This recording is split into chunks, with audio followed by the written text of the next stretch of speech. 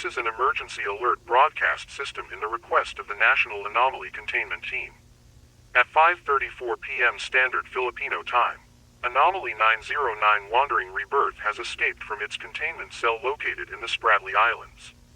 Anomaly Wandering Rebirth is a sperm cell-like creature who roams around the skies and is said to only target women who are known in their barangays to receive an abortion.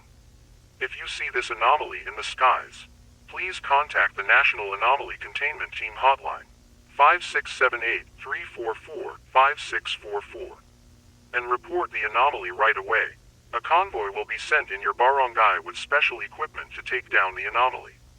If you're one of the mothers who receive an abortion, you are instructed to hide under the bed, inside the cabinet, or a basement.